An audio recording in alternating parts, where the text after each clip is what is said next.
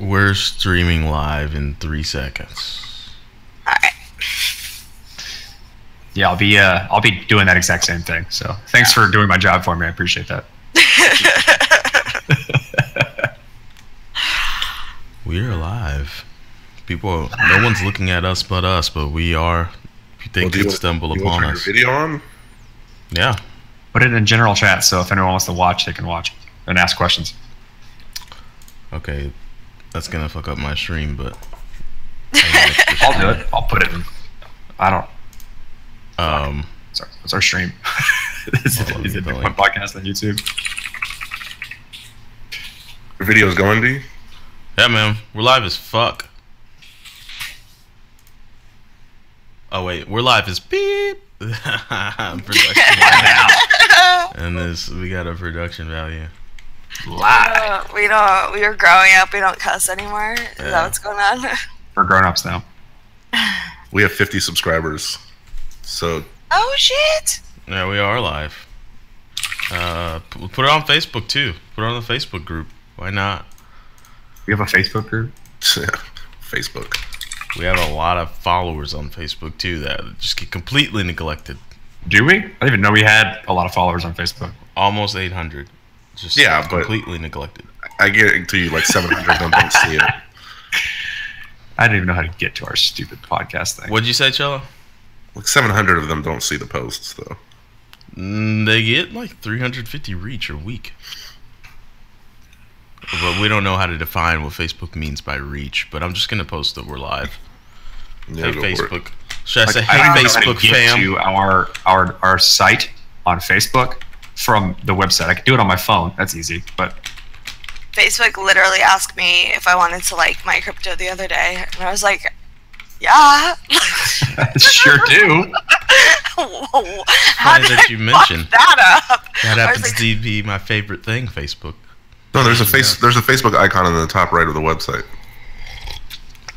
I don't see that. Yeah. Oh, Cello's trying to get that SEO. Just log on to you. No. He asked. It's above the search bar. Oh, our website. Yeah, you said, how do we get it from our website? It's up there. Just I'm log on into Facebook, Facebook. and I can't find my shit. Oh, It's on the right. It's on the right in the sidebar. Oh no, wait. Yeah, it should be on the right, especially if you're. Whatever, I'm there. There you go. I've already done it, so we're good to go. Good work. Hold up. We're Who's gonna incompetent. answer? Who's gonna field the questions? I will. I'll listen to him. All right, but if we're recording a show, you can't field questions. It's got to be straight Hollywood, bro. I can do whatever I want. It's our show. You can't do that. It's like Saturday Night Live. You're gonna be like Jimmy Fallon and make the rest of the cast upset because you're breaking character. I know how to transition really well because I'm a G like that. All right, we'll put it to the test. What do you mean fielding questions?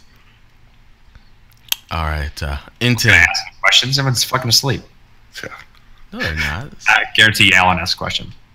Inten. What cocaine is the best cocaine? Cocaine. Now. I get high.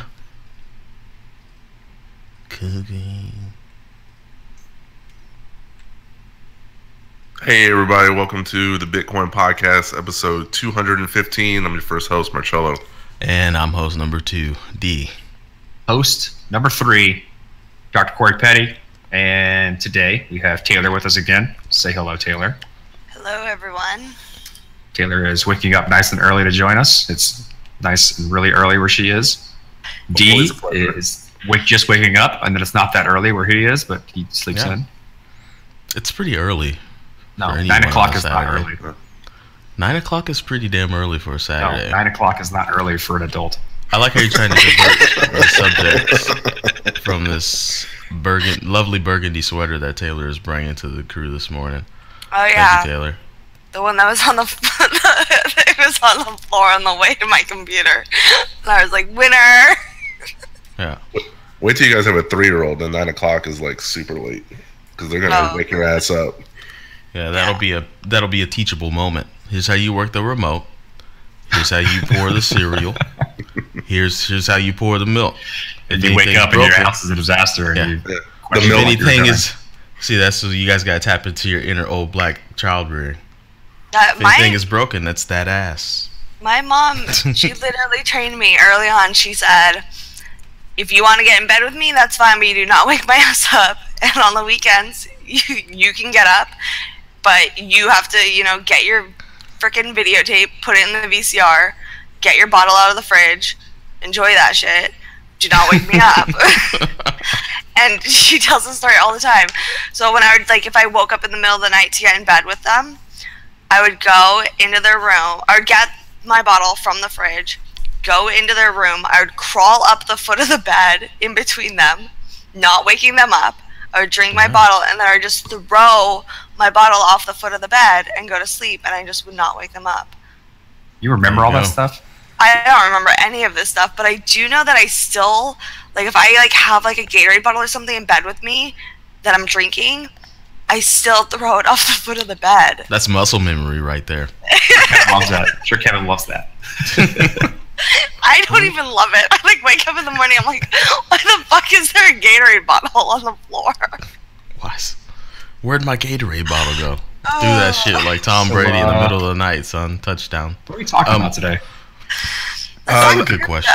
Before we get into topics, I just want to raise a imaginary toast to Corey and his new position in the crypto world. Yeah. All right. That's me. Congratulations. Clap for me. I now work for Status.im as a security engineer. I will be in charge of making sure that their things don't break and then fixing them when they do. That's awesome. That's it. And I hope I do a good job. And so you're the one that we blame when shit goes wrong. Yeah, I'll definitely be this. They definitely hired a fall guy. That sucks to be the fall guy And know to be a fall guy. And know that you're the fall guy. But it is awesome. Congratulations. Status is that ain't no small deal. That's what you call a big deal. But I've liked Status from the beginning, so. Status is a great company, but we're not going to need your job if McAfee keeps building unhackable wallets. Oh, Jesus Christ. Yeah. That guy is such a shit show. I tweeted out a blog post of a guy that basically reverse engineered the algorithm of how it works. And it's like, of course you can't hack it. It doesn't do anything. There's no need it's for a brain wallet that's built into a hardware wallet that doesn't store anything on the hardware device or use the hardware device for two-factor authentication like a hardware device is supposed to be used for. So unhackable because it's basically a brick. I mean, it doesn't really do anything. It's just as good as a paper wallet. Yeah. That's like the equivalent of selling somebody plexiglass and saying, I bet you can't break this glass. And then when they do, it's like, it wasn't the glass to begin with. Joke's on you, asshole. It was plexiglass. It's just stupid. I don't know. That guy's a shit show. And very terrible for the space. But I don't know, Chelly, you think otherwise, right? You're a big fan of him, right? Because he likes to lay in beds of bologna. I like something like that. I like the Brock Pierce wear a Bahama hat everywhere. The characters in the space, they're entertaining. I don't take what they say literal, but it's entertaining. It's kind of like watching trashy TV. You know, it's like you watch too much. Who was it? Someone just said someone needs to make a crypto reality. Jordan literally just said this. Yeah, that was Jordan on Twitter, and they've been memeing so hard all night. I woke up to the funniest string of Twitter notifications. But yeah, I think he's right though. People would watch it. I'd watch it. They think that the cryptocurrency community is batshit crazy, but careful now. I think we would watch it. I think you had Brock Pierce and John McAfee and like stuck in a house together trying to buy groceries and do tasks. VH1 would buy that up immediately. In a heartbeat. If that's true, then I think it already exists. The crypto community is very, very out there.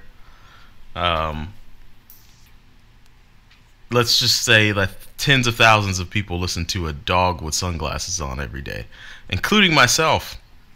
So I think if that were going to happen, it would have already happened. Yeah. it's the characters in this space though, the personalities are just so next level, and it's getting like, I feel like it's getting better. Like the things, there's at least once a week there's someone who got too big for their britches and said something stupid, and it's just like, so the drama is so good. Yeah, my favorite was the guy from was it Cardano? Yeah, Cardano, who's Hoskinson. Who asked Hoskinson's? Yeah, Hoskinson? Hoskinson. He asked someone to it was MetaMask. MetaMask. It was MetaMask to DM him, and he's like, "Do you know who I am? You're asking the CEO of Hodgkinson's." No, that's not what he said. He said Hodgkins's. He says, "Why are you directing me to customer support? I am not just anybody. I am." Oh, you got the direct quote? Nice. No, I just remember it. Direct quote, but that was the gist of it. Yeah. He asked MetaMask a question. But it kept going. He kept digging deeper. He kept insta-memed. And he got upset about it because apparently he feels strongly about himself. I'm taking my ball, going home. That's the biggest. You can't rage quit, guys, because it just rage quit. Like, you can rage quit until you're like 15 years old and have been on the internet for like 3 years. Like, after that point, you gotta suck that shit up. You're on the internet. Grow up. Yeah, you can't break your controller. You can't threaten your friends that you're going to take the game out of the system. And learn from Elon Musk. I mean, this just happened. You can't say shit, but people are watching you on things like Twitter, because you're immediately like, there will be no good conclusion from it. Nope. Yeah. You do something stupid and then try and redeem yourself by like digging a hole deeper, it's just going to get worse, because there's throngs of people waiting to make fun of you. And there's just this sense of entitlement too. Like, we get these emails from people like, "Hey, we want the CMO of Ripple to be on your show," and they feel like they're doing us a favor because they're going to bring value to our platform. And it's just like, that's not the way it works. It's the other way around. Yeah. It's a two-way street, but it's like, there's a lot of people, even people who like don't have any fault. Do you remember that guy at the Texas Bitcoin conference that like came over and like threw his card down? Like, "Do you know who I am?" I'm like, "Where the fuck are you, dude?" Wait a second. That shit was baller. I actually appreciate the technique on that. He slid that out like he was nobody. Yeah, but the swagger. I think that's what he was attracted to. He's like, he was a nobody, and he made me think he was somebody. I was taken aback. That card like curved out and then sat in front of me and span at the perfect, like, and then stopped perfectly so I could read it. I was like, who is that guy? Somebody give that guy money. I do appreciate like good salespeople. Because I'm not one of them, but yeah, like when they do it well, it's so beautiful. Yeah. So, well, let's actually talk about a little bit of crypto. Crypto Twitter is a show in and of itself. So if you're listening to this and you want to start your own podcast, you're welcome. Automate some Twitter shit and have a blast. But so there's no one's really talking about this, and it hit me last night, right before I fell asleep longer than I was supposed to. And that is the Lightning Network kind of poses a pretty big threat to Ethereum. No? No. How no? How? Start with that. How? Okay, so let's say it does get very large and become substantial, and the probability of getting a transaction of any size, I won't say any size, just the larger, the smaller transactions, right? If this hits, I guess, crypto mainstream, that sub-Satoshi transactions are going through, and they're going through at a very high probability, 99.99997. I say that's high. Actually, I had 2 more 9s after the decimal. So 99.9999997. You've got sub-Satoshi transactions going through, and nothing else can compete with that transaction fee. Well, then you could start to build all these, smart contracts and these distributed applications, but for branding's sake, we'll call them Lightning applications, so we'll call them LAPs. How is that not a threat to Ether? Because you just say build smart contracting things on top of that like it's nothing. Like that's that's a feat. Like, so it's obviously hard to build smart state contracts. channels are limited in their scope of what they're capable of. You can't expand that scope once you build them because they work. It's not a like arbitrary complexity on top of state channels. Like what state channels and the Lightning Network does really well is pass value, pass tokens. You can't do arbitrary logic and smart contracting system then on top of that because it's limited in what it's capable of doing. It expands how fast you can do single like value transactions with people, and there's kind of consequences in terms of that speed that you're getting. One is you're locking up money, you're locking up funds in order to use that. Now, hopefully that it's somewhat fluid in how you do that, and you're not limited to a single state channel, so you have to constantly open and close channels. That's no different than Ether, though. Also, like in terms of threading Ethereum is doing the same thing. There's like 3 or 4 implementations of state channels in Ethereum as well. One of them just launched on a testnet. It'll be going to mainnet probably relatively soon. And you can also do Lightning Network compatible implementations on Ethereum to do swaps between Ethereum and Bitcoin. This isn't something that's going to compete because it's not the same thing. It's just a scaling solution that can be used across the board. But you still can't do smart contracts and state channels.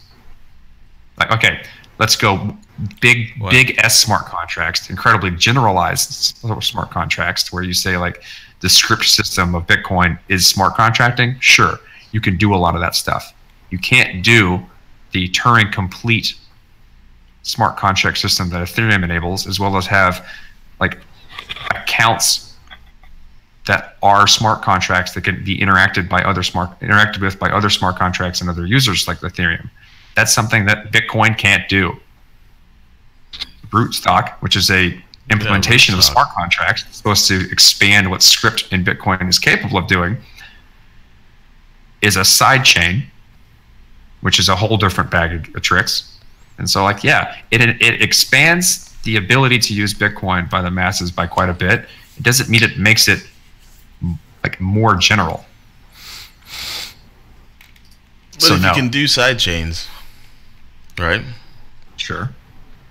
And all of the scaling solutions right now that are winning the race of scaling solutions are off-chain solutions. And sidechain would fit under that umbrella of an off-chain solution. Yeah, kind of. Well, I mean, it's a tangential, it's touching the chain, but it's off to the side. It's got its own action going on. Yeah, I mean, it's either on-chain or it isn't. So, and most scaling solutions are saying do things off-chain, and then only on-chain solutions you can do are increase the efficiency in how you make transactions or increase the space in which you store transactions. Is there no Schrodinger action in crypto? On-chain, off-chain, or both? Oh, I thought that would be deep. You shut that down too fast. I thought that would make you think. You're hoping for it. I was looking for you to sweat a little bit. And so, like that's. I think that narrative needs to be stopped. It's not like this is gonna break Ethereum or something like that. They're two different networks trying to do a lot of different things that have a lot of overlap too. But like because one thing succeeds in the other doesn't mean the other one's gonna fail. More often than not, I wasn't pitching if that. If it works, the other chains should be doing it too. I'm reading that the Lightning Network can be convoluted for Ethereum because the Solidity engine is messy and doing security on it is really, really difficult. Mm-hmm. Sure. Because they don't check safe types. Well, I think there's like a lot of problems with Solidity that we found over the last 3 years. Yeah. And I think that the answer is going to be something that's not Solidity. What are they working on? They've got LLL is the new one. Viper. They're all, yeah. And it's going to be basically, take everything that we've learned about what not to do with Solidity and, make it more secure, make it more... Did you say Viper? Yeah, it's Python. Yeah. It's based off of Python. Fuck, that's intense. What is the LLL one? It's a lower level language. It's like it's very close to what would be considered assembly. So it looks a lot more like bytecode than the other high level languages like Solidity and Viper. And so when you're making a smart contract and writing in one of these languages, what you're doing is trying to do a human readable version of what you want to do. That then gets compiled down into bytecode, which isn't human readable very much. And so the closer you get to bytecode when you're making the smart contracts, the more strong you can feel about the smart contract that you're writing is doing what it's supposed to do. There's less errors that can potentially happen in that compiling process of going from the smart contract you write to the bytecode that actually gets pushed into the blockchain. I think we're going to need ether cops. I mean, that sounds silly, but the only reason I say that is because the reason Apple's the iPhone's so secure, right, is because it's like closed source, and Apple controls all the gates for the most part. You don't really read too many articles about iPhones getting hacked. You read a lot of articles about Android phones getting hacked because I don't know the exact number. I'm just going to say greater than 50% of the mobile devices are based on Linux, and it's open source as hell. So you have all sorts of, as you say, I'm going to coin one of your phrases, the surface, the security surface that you have to secure is much larger for the Android phones. So if you think about a global computer, that's like an infinitely wide security surface of people trying to do all this nifty shit with smart contracts. And there's just going to have to be ether cops that just patrol the Ethereum network looking at smart contracts and taking motherfuckers in and bringing them to justice. They exist, and they're called hackers. I mean, the thing about with smart contracts is more often than not they store money. We need to that means that there's bounties associated with breaking them. So it behooves a developer or smart contract writer to make sure that they're doing very, very good safe practices and best practices about what works and what doesn't. Otherwise, their shit isn't going to work and things are going to get stolen. Yeah. That's why, like, augurs, they're like HackerOne bug bounties. They just kept, like, upping that number and upping it and upping it and upping it. You know, and people were asking me, they're like, that's a fucking huge bug bounty. And I was like, well, not as big as if you break it while it's on the mainnet. You know, the same thing with the DAO. You can argue that was like a, whatever, $150 million bug bounty. There's no amount of money. Like, at a certain point, there's the amount of money to secure, like, the DAO was the amount of money that the DAO smart contract held, you know, because that's the incentive level. It's the thing is, like, say, as a hacker, if I have an exploit that I know works, I'm not going to, and I want to try and make money off this exploit, and I'm not ethical. I'm not going to use it on something that's worth $20. I'm not going to expose this vulnerability to the public if I don't think anyone else knows about it until there's enough money for me to justify exposing it.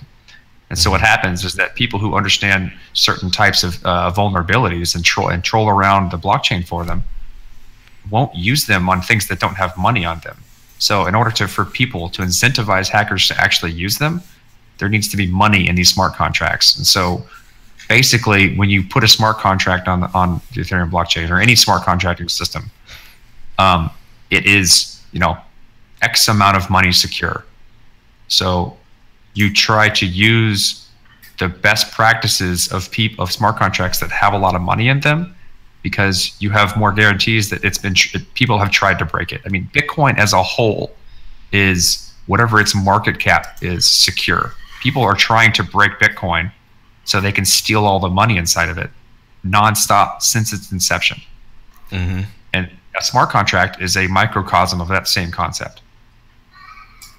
So you just keep reusing the things that have money in them because people have been trying to break those things. So you have more guarantees that it can't be broken, at least up to that amount of money. Yeah. What about shrinkage? Like, there's got to be so many Superman 2 plans out there where people aren't like, I don't want to break the whole thing. I want to slowly bleed this bitch out. Fractions of a penny. So I don't go to federal pound me in the ass prison. I go to, like, Office Space. The Office Space idea? Yeah, the Office Space idea. I just slowly bleed money out of the smart contract.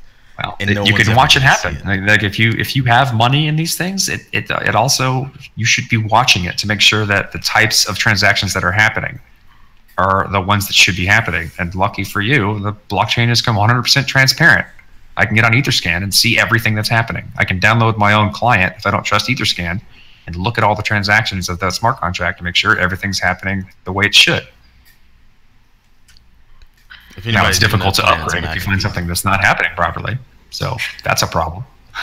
Yeah, there's a lot. I mean, that's the thing is that, like, I have faith that we'll get there, but right now I just have such little, not faith, but I think that we're like it's still in such the early days in terms of smart contracts and like what we can do and what we will do, because as we've seen, it's really hard to secure them. It's really hard to do them right. And especially when you put a huge amount of money in them, you know, it's like that one little tiny mistake is really detrimental. Yeah. So we'll see what, you know, I think over the next few years, we're going to see the languages evolve. I think that we'll also just see like the level of people who are like familiar with this type of stuff.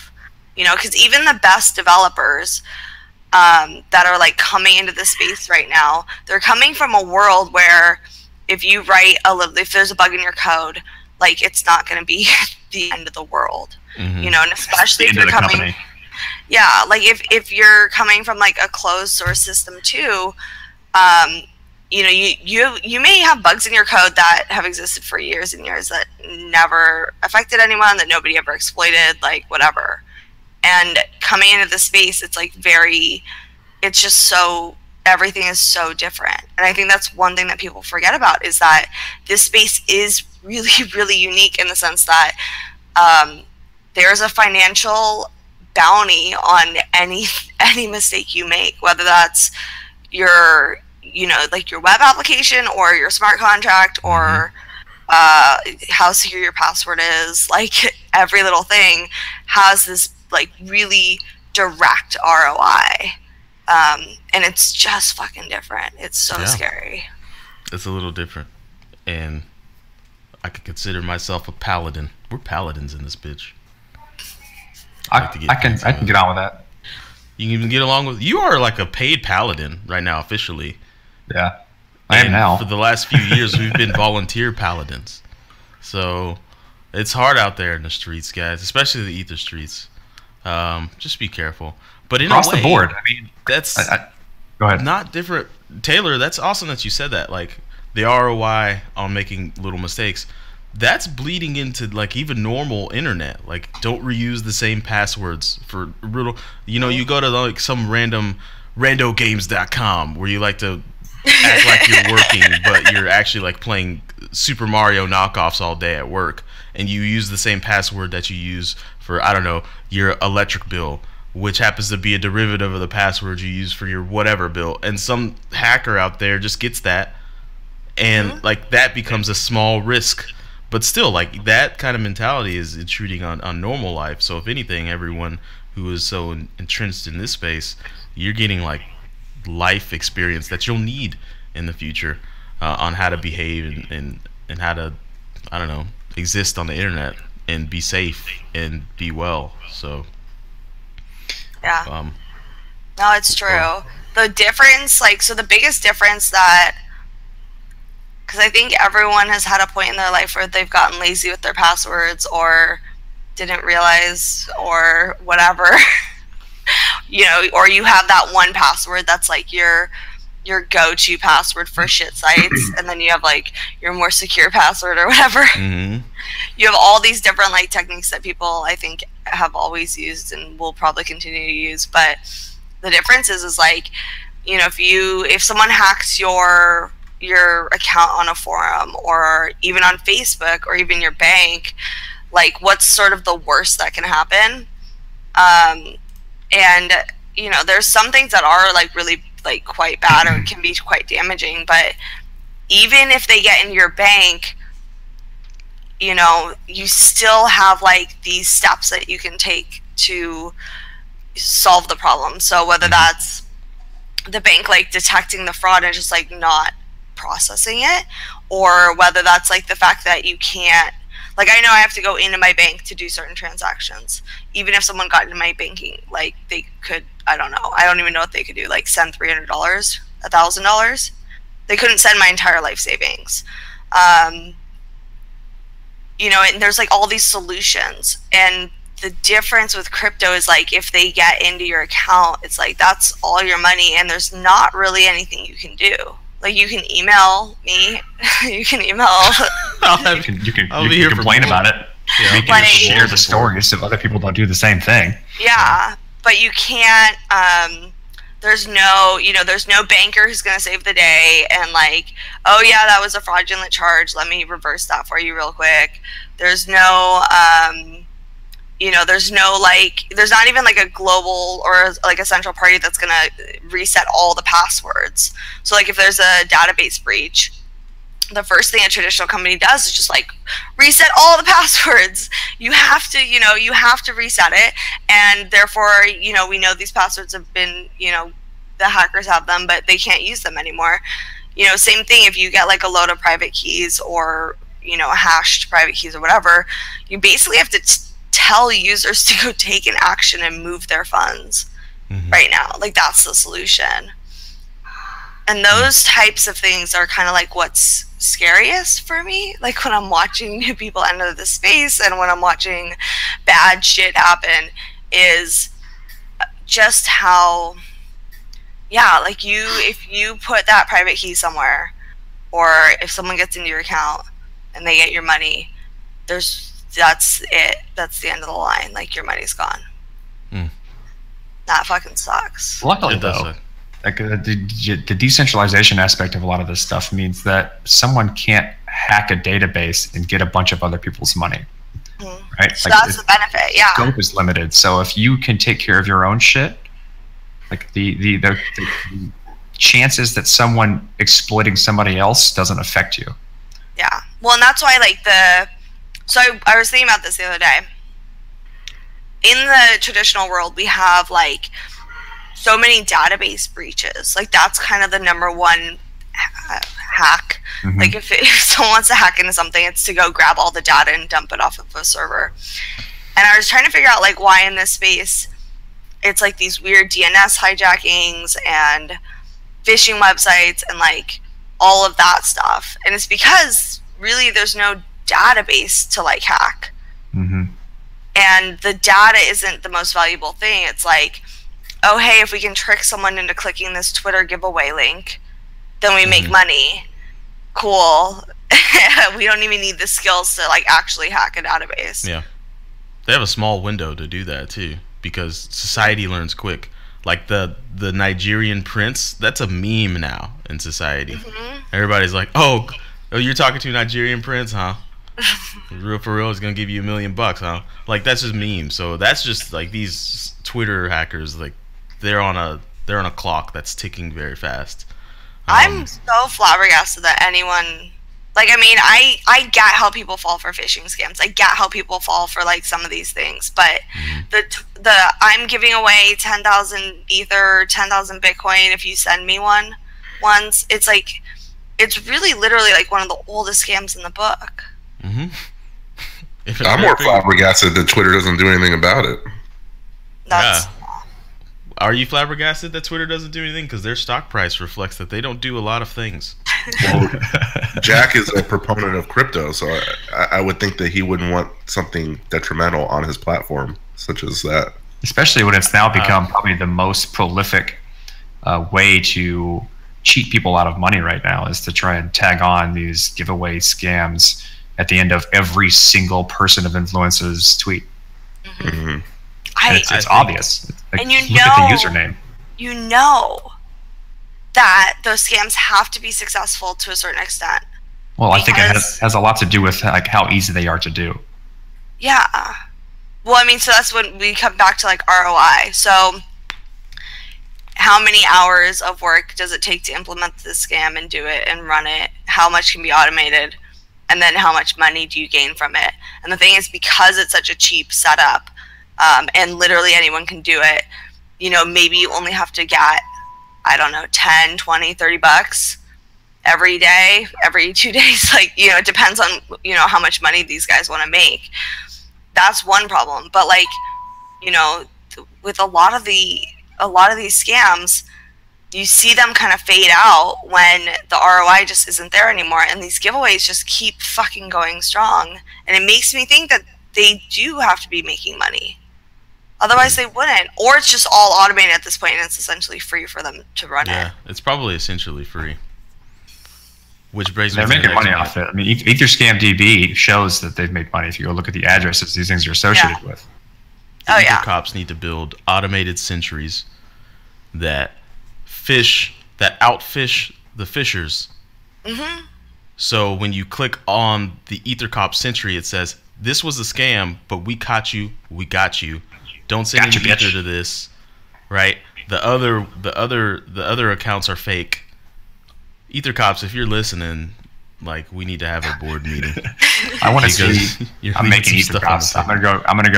I'm looking for that domain right now. Make a T-shirt that with a little badge that's embroidered into it. I'm an EtherCop. Let's buy the rights to RoboCop.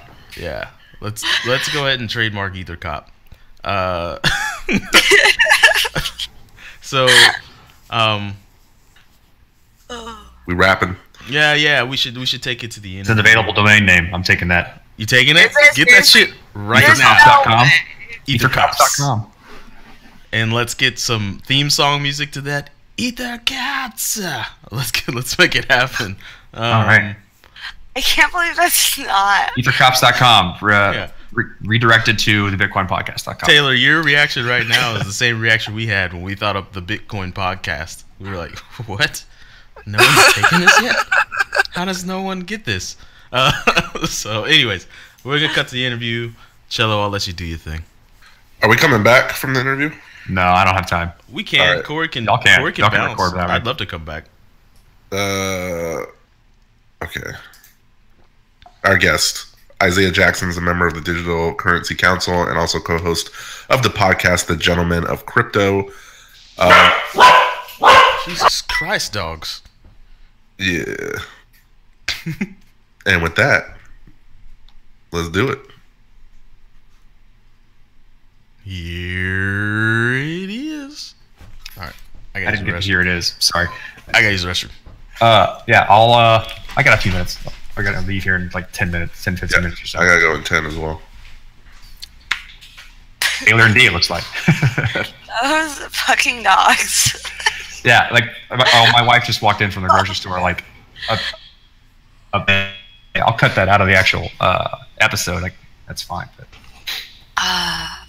actually do that now. So good. So good.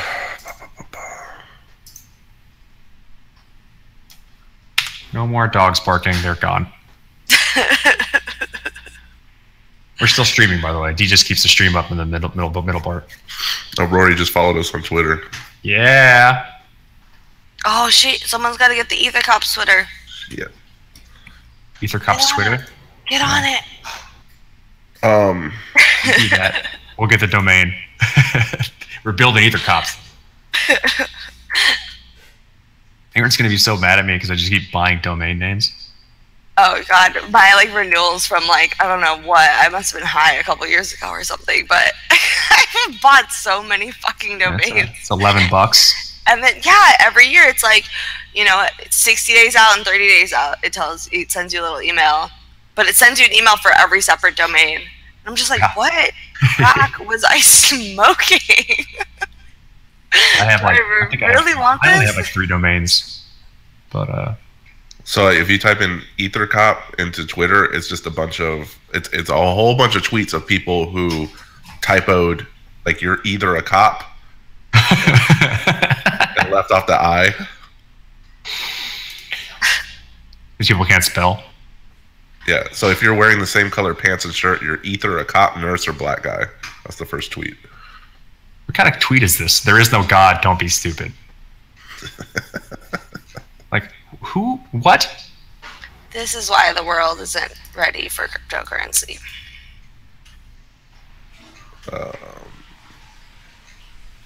Would you want to come on our show?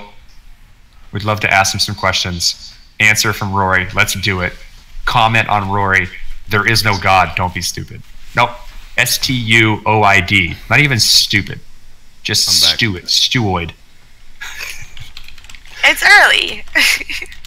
I do know when I started this podcast, I didn't think I would talk to multiple MMA fighters. That's the last thing I didn't make that connection at the time.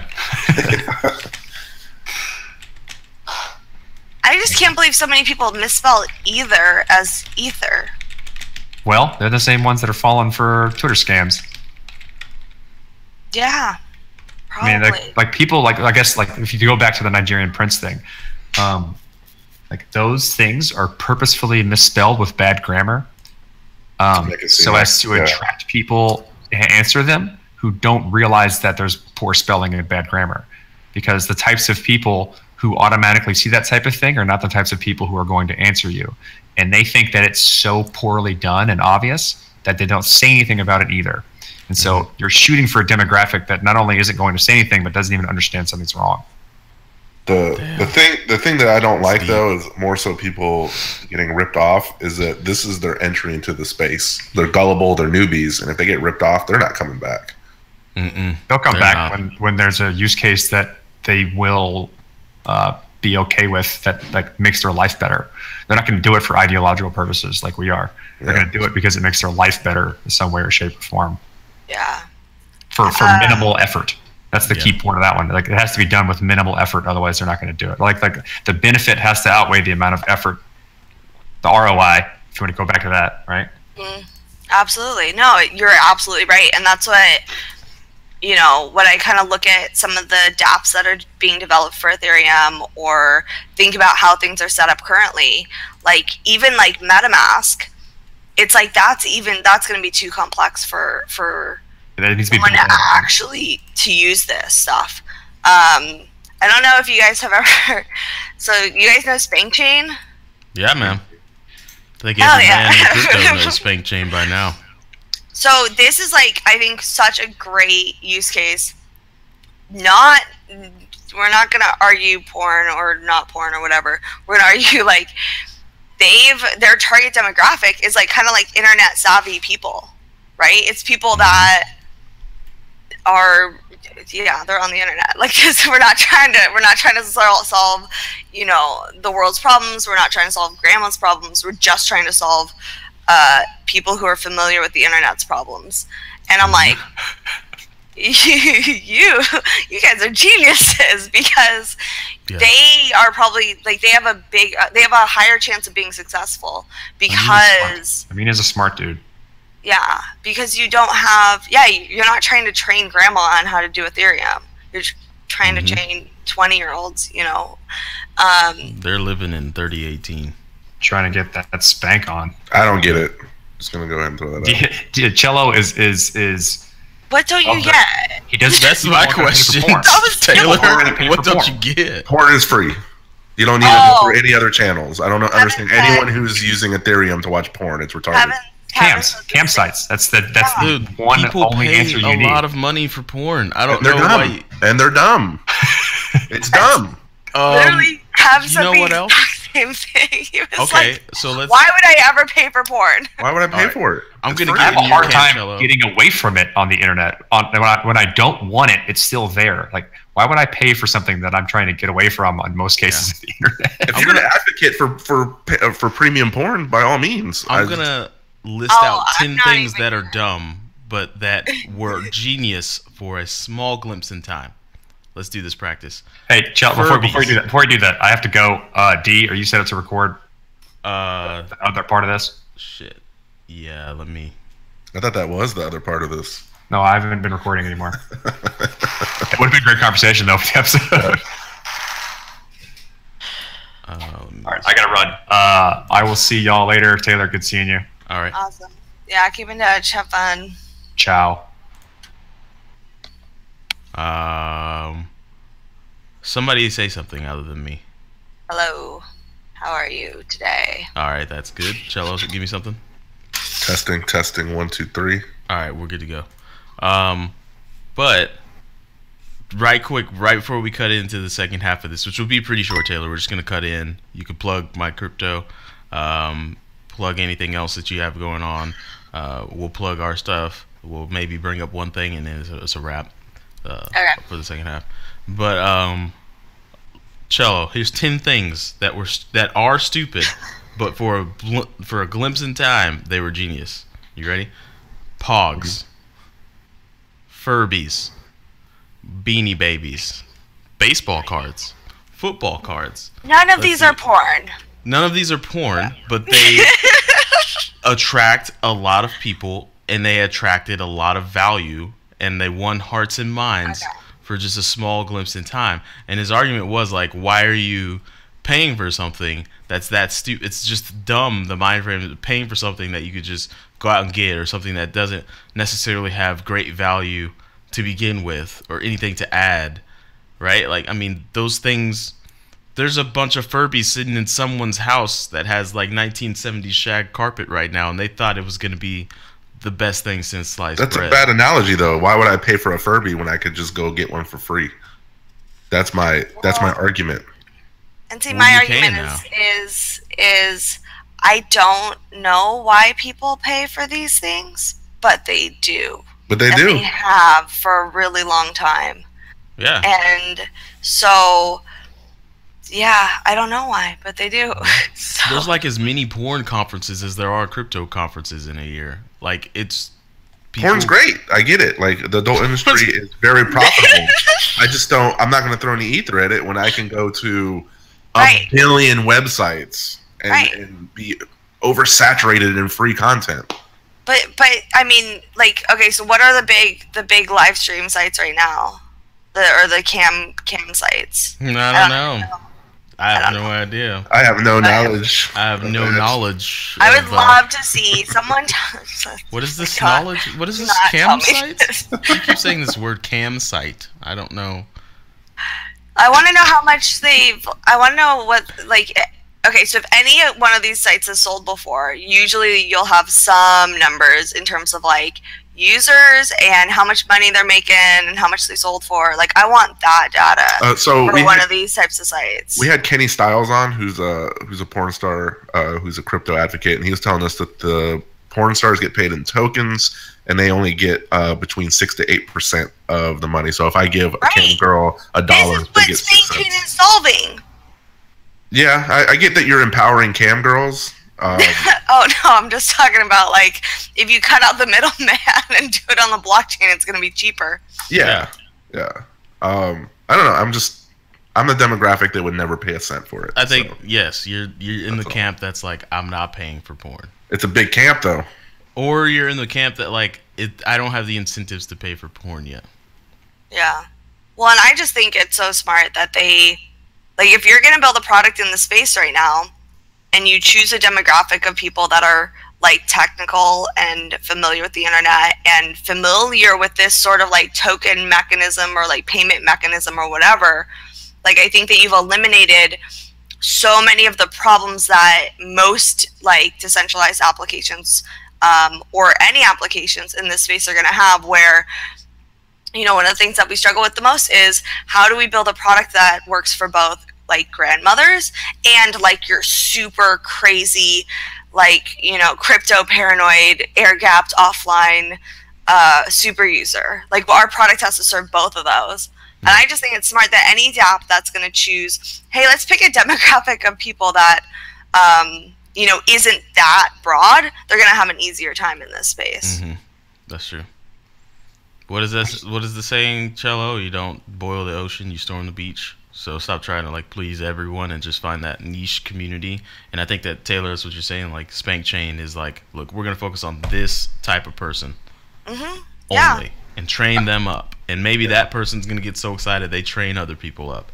But right now, we want young, tech-savvy individuals and ones that like porn. And we're talking to them. So, yeah. I mean, if I see someone with a MacBook Pro and they have a Spank Chain sticker on the lid, I'm like, I know what he's into. I actually think I have a Spank Chain sticker on my laptop. They're teams in LA, so I've met them before. So. Yeah, I knew Spank Chain was special when I met Amin at DevCon last year. Wearing a bathrobe. Strolls in with a bathrobe and silk boxers, and that's it, and like flip flops. And he's like, "Hey, how's it going? I'm Amin, Spank Chain. You remember me from our interview?" And I'm like, "Yeah." And I was like, "What about your clothes? And why are you oiled up and walking around? Like, why are you oiled up and walking around DEF CON?" That's personal brand. That's marketing. That's genius. You remember it. I do. You now know Spank Chain. You remember that. Yep. And his smirk of joy. And if you look in every picture Amin takes, there is a smirk of pure joy, knowing that the shit he's going to tell his grandkids is going to be the wild. And he's going to tell it right before he's done with living here. He's going to be like, "Come here, grandkids. I want to tell you some stories about when I was younger." When I was younger and I built a decentralized porn platform on Ethereum. Yeah. All those porn stars that are famous now in your life for some reason, I made that possible. Let's go ahead and get into this recording. N10.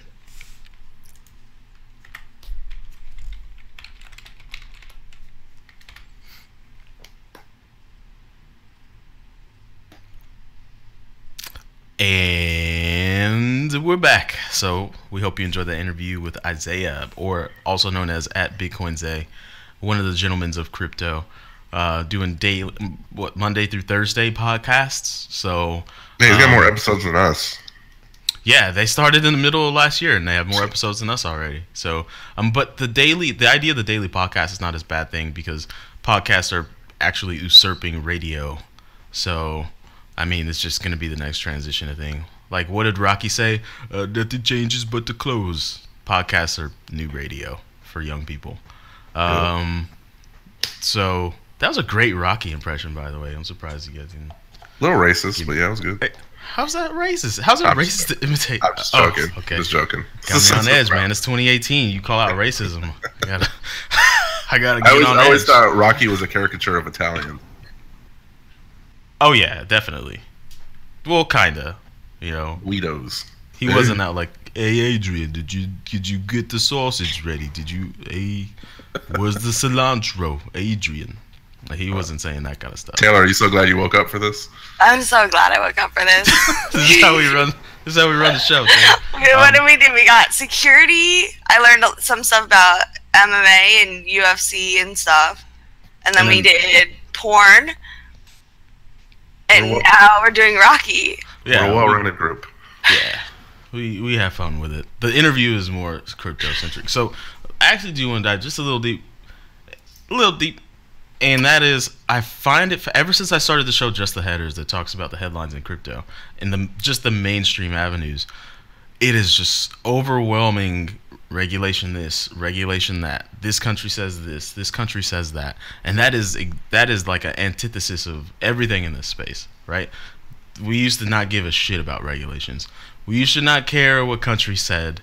Like, I think there was even a tweet by was it Lombrazo, Eric Lombrazo? I hope he's getting his name right. And he said, you know, I miss the days of Bitcoin when we gave a shit what any government cared or what any country cared about, and we just built this awesome tech and we loved it because we knew it was going to be unstoppable.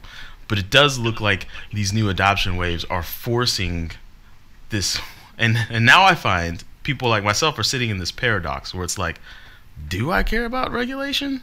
Or do I not care about regulation? Or do I care what this country thinks? Or do I not care? And the mainstream media leads me to believe like that's what's getting all their clicks, right? So they just keep writing about it. The coin desks, the coin telegraphs. And so I guess the little thinking exerciser's question is, are like crypto enthusiasts sitting in this paradoxical zone where we both do and don't care about regulations because we know that could be the kibosh on everything? It possibly could be. I think if the U.S. banned Bitcoin would just go up in value astronomically. But I don't know. I know I'm a little torn. I don't know about you guys, but it's a good question. I think it's a really good question because it is. If you want to get back to your to the roots of it, yeah, like fuck what the government say, fuck what Yeah, the regulars say, fuck what, fuck, like it's the crypto anarchism. It's like the heart and soul of old school crypto. But now it is like, yeah, I think we've seen a shift in demographic a bit and a shift in thinking where I think part of it is like this idea that maybe regulation isn't bad, or like maybe all regulation isn't bad. Like I think one reason that EOS was even able to like kind of get its foot in the door was because so many people have kind of like lost money, and they were like, we'll just freeze the funds if they get stolen, and everyone was like, yeah, like imagine like just imagine that happening in like 2013, 2014. Like the Bitcoin community would like literally laugh you out the door. So I think it does. I think it's a shift in demographic. I think it's a shift in, it's kind of like this concept of growing up or something. But I do think that like we should be mindful of, do we actually care about this? Do we actually want this?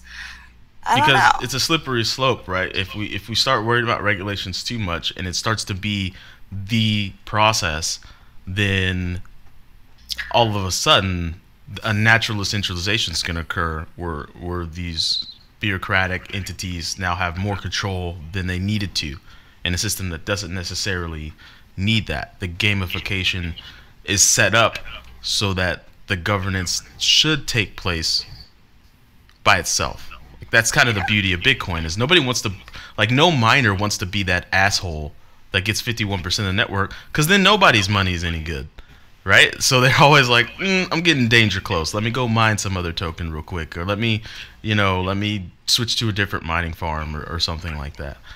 And so I just think it's very interesting that all of a sudden this new demo is just, we need the blessing from Uncle Sam, or we need the blessing from Uncle Cheshire from the UK. I'm sorry if you're listening from the UK, but Cheshire seems like a very British name. I couldn't think of anything else. Nigel. Nigel. Yeah. Uncle Nigel. Somebody has an Uncle Nigel. I'm sorry if you have an Uncle Nigel. I'm sorry. I completely lost my train of thought. I just think it's very... Yeah, I was going to say something and it's completely gone now. And now I'm thinking of like the wild thornberries. Anyways, oh my god. Shit. Should we wrap it up? Yeah, let's wrap it up. Taylor, I'll let you take the floor last, so because you're the guest and you can plug all of the things that your wonderful company is doing or in development. You could just not stealth mode stuff, but I'll do this for last. So thank you guys for listening to another episode. For those of you that did watch the Roundtable behind the scenes action live, then you see how weird it gets at our roundtables, and you see we leave no topic unturned. We talk about all things. We like to enjoy ourselves. So yeah, we're gonna start streaming these roundtables live via YouTube, and we'll post the links in other places, Facebook, on the Twitter, so you know when it's happening. What else do we do? So if you go to the bitcoinpodcast.network, you'll get to our website. You'll see all of our litany of podcasts that go out in a week. You will see lots of things. We hope that you join the Slack. We got we're approaching 550 members. There's 60 members a day in there lurking. We know you're lurking. Like, if we say something that's a hot topic, people just pop out of the woodworks like, I got something to say about that. Like, talk more. We know you're in there. I get the stats. I know you're there. What else do we do? Oh, on medium.com/the Bitcoin podcast, you can see our blog. We have one contributor right now who's going ahead, all systems go. Mr. Tompkins. I got your name right this week. Thank you, John Tompkins. We appreciate you. If I got it wrong again, I will buy you a flight to slap me. You can fly to me, and you can slap me. What else did we do, Cello? It's just about it, I think. But I do want to invite anyone who's interested in working with Taylor to shoot them an email at jobs@mycrypto.com. They're looking for front-end developers, mobile lead developers, product managers, QA engineers, the whole litany of positions. Everything. Everyone. If you're smart, I want you. Yeah. Cool. Cool. Yep, that's it. Taylor, the floor is yours. Thanks guys for having me. I'm Taylor from MyCrypto, mycrypto.com. We just launched the desktop apps, which are awesome and way safer, so use those. You can download them at download.mycrypto.com. And then, again, we're always hiring, so I think about.mycrypto.com is where you can see the job postings, or just shoot an email and pitch yourself at jobs@mycrypto.com, and we'll get back to you at some point soon when I read the emails in the inbox. You heard it there from the source. So shout out to you, Carrie Hilson, Zoe Saldana, and Zazie Beats. Play the outro. All right, guys. That's it. Thank you so much. Sorry about this morning, Taylor. I know it's early for you, and the last thing you want to do is wait on someone. I felt so bad last week. It's all good. Corey messaged me on like every platform. Dude, I was passed the fuck out. Like it was nothing. There was nothing.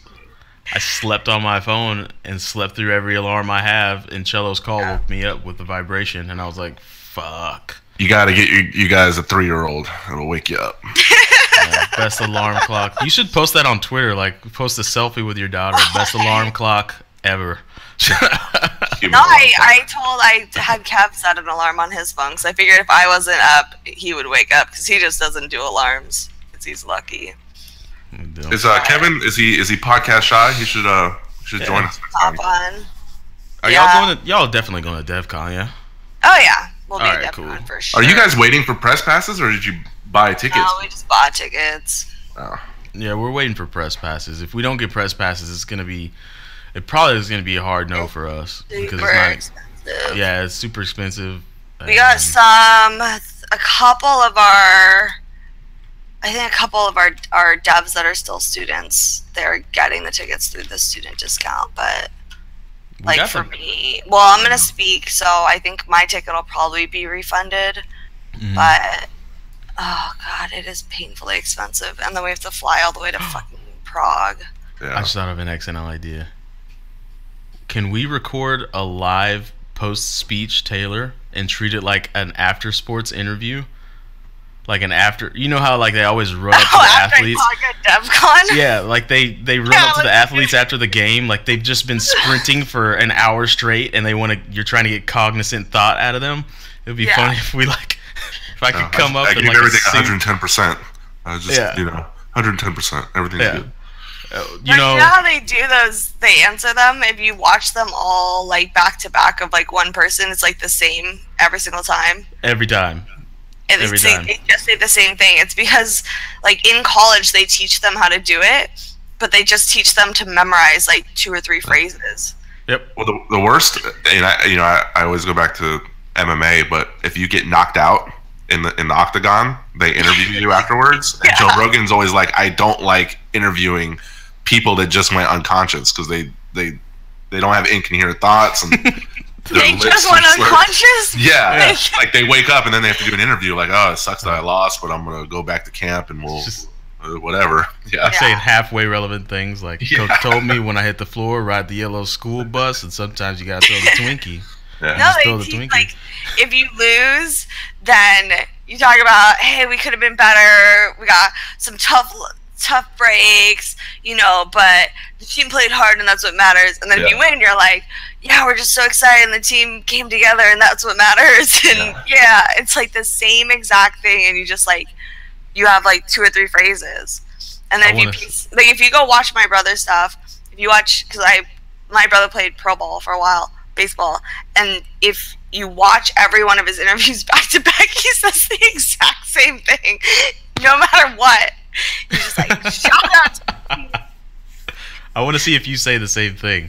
I want to see if. So Taylor, what'd you think about that speech out there? I just wanted to give 110%. All week we talked about preparation and we talked about execution, and I went out there and I feel like I really. Yeah, we talked about execution, and then I feel like we execution and so good. I feel like we execution. 110. All right. Well, I'll let you enjoy the rest of your Saturday, Cello and Taylor. Awesome. Once again, thanks for stopping by. We love it every time. All right. right. Let's go see let's go see the 5 people that watch our live stream and ask us a question. I think it's gonna be cute. Let me turn that off.